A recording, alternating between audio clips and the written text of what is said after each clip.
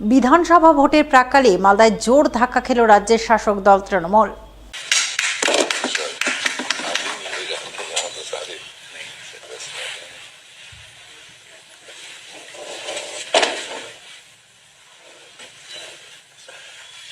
দল ছাড়লেন তৃণমূলের রাজ্যসভার সাংসদ মৌসুম নূর।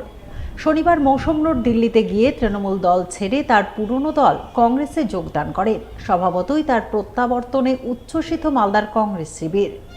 যদিও তার দলত্যাগকে মোটেও আমল দিতে রাজি নন জেলা তৃণমূল নেতৃত্ব। এটাই তো ভবিতব্য, কারণ এটা সবাই জানতো এই তৃণমূল দল বেশি দিন থাকবে না। তৃণমূল দলের যে পতন শুরু হয়েছে এটা তার প্রমাণ। দিকে দিকে এক সময় থেকে কংগ্রেস থেকে যাওয়া সেই সব মানুষগুলো আবার কংগ্রেসে ফিরছে। কংগ্রেসের যে হাওয়া তৈরি হয়েছে, মানুষ কংগ্রেসকে চাইছে। দেশের পরিস্থিতি, রাজ্যের পরিস্থিতি ভয়াবহ। কংগ্রেস ছাড়া মানুষ ভালো থাকতে পারে না, মানুষ শান্তিতে থাকতে পারে না, সেটা মানুষ বুঝতে পেরেছে। এবং যারা এইভাবে কংগ্রেস ছেড়ে গেছিল একটা সময়, তারা কিন্তু ফিরতে শুরু করেছে। এটা থেকে প্রমাণ হচ্ছে যে আগামী দিন কংগ্রেস আবার স্বমহিমায় ফিরবে। কংগ্রেসেই ছিলেন উনি, কংগ্রেস দল থেকে তৃণমূল কংগ্রেসে এসেছিলেন। দল তাকে যথেষ্ট সম্মান দিয়ে রাজ্যসভার সাংসদের মতন বড় পদ তাকে দিয়েছিল। এখন ওনার রাজ্যসভার সাংসদের টার্ম প্রায় শেষের পথে, তাই উনি ভাবছেন আমার এটা চাই, ওটা চাই, সেটা চাই। একজন ব্যক্তিকে তো দল এত কিছু দিতে পারে না। ওনার যেটা ভালো মনে হয়েছে উনি করেছেন। আর মালদার মানুষ মমতা বন্দ্যোপাধ্যায়ের দিকে তাকিয়ে ভোট দেয়, অন্য কোনো ব্যক্তিকে দেখে নয়, অন্য কোনো বাড়িকে দেখে ভোট নয়। তাই আগামী দিন লড়াইয়ের ময়দানে ওনার সাথে দেখা হবে, এতে তৃণমূলের কোনো ক্ষতি হবে না। বরকত সাহেবের নাম ভাঙিয়ে কেন ওনারা চলবেন? নিজের নাম ভাঙান। উনি এমএলএ ছিলেন, এমপি ছিলেন, কি করেছেন আমাদের জেলার জন্য? কোন কাজটা করেছে? মমতাদি একটা অল্প সময়ের জন্য আমাকে মন্ত্রী বানিয়েছিলেন। মেডিকেল কলেজ ফ্লাইসিস থেকে ইউনিভার্সিটি ফ্লাইট, এনএইচ শুরু করে, গঙ্গা ভাঙন থেকে শুরু করে, সিআইএসএস থেকে সব কিছু করেছি আমরা মমতাদির আশীর্বাদ নিয়ে। মালদার জন্য বললে হবে না। মালদার জন্য মমতাদি যা উদার হাতে কাজ করেন, এরা শুধু নিজের স্বার্থ চিন্তা করে, ব্যাক বাইটিং করার চিন্তা করে।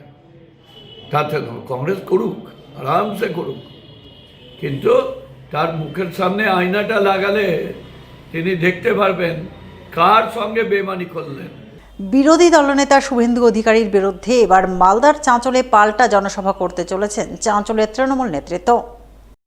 জনসভা অনুষ্ঠিত হবে রবিবার, তাই চাঁচল কলমবাগান মাঠে তৃণমূলের জনসভার জোর প্রস্তুতির ছবি নজরে এলো শনিবার। প্রস্তুতি খতিয়ে দেখলেন চাঁচলের তৃণমূল বিধায়ক নিহার রঞ্জন ঘোষ, জেলা পরিষদের সহকারী সভাধিপতি রফিকুল হোসেন সহ চাঁচলের অন্যান্য তৃণমূল নেতৃত্ব।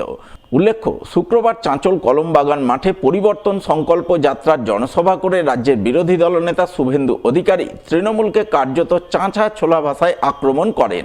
এমনকি জেলা তৃণমূল নেতৃত্ব থেকে শুরু করে চাঁচলের তৃণমূল নেতৃত্বের নাম ধরে ধরে তিনি জোরালো আক্রমণ শানান, যার পাল্টা জবাব দিতে রবিবার চাঁচলের সেই কলমবাগান মাঠেই জনসভা করতে চলেছে তৃণমূল। সভায় হাজির থাকতে চলেছেন রাজ্য ও জেলা তৃণমূলের একাধিক নেতা নেত্রী। শনিবার সভার প্রস্তুতি খতিয়ে দেখে এমনটাই জানালেন চাঁচলের তৃণমূল বিধায়ক নিহার রঞ্জন ঘোষ। গতকাল বিরোধী দলনেতা যে অকথ্য ভাষায় বাংলার সংস্কৃতিকে নষ্ট করে, যে মিথ্যেভাবে ধর্মকে নিয়ে যে কলঙ্কিত করেছে, তার প্রতিবাদে আগামীকাল আমরা তৃণমূল কংগ্রেসের মালদা জেলার নেতৃত্ব এবং চাঁচলের সব নেতৃত্ব এবং রাজ্য থেকেও আমাদের নেতৃত্ব আসবেন। যে মিথ্যে কথাগুলো বলে এই চাঁচলের পবিত্র মাটিকে অপবিত্র করে গেছেন, তার বিরুদ্ধে আমরা প্রতিবাদ জানিয়ে আগামীকাল একটি সভা করছি।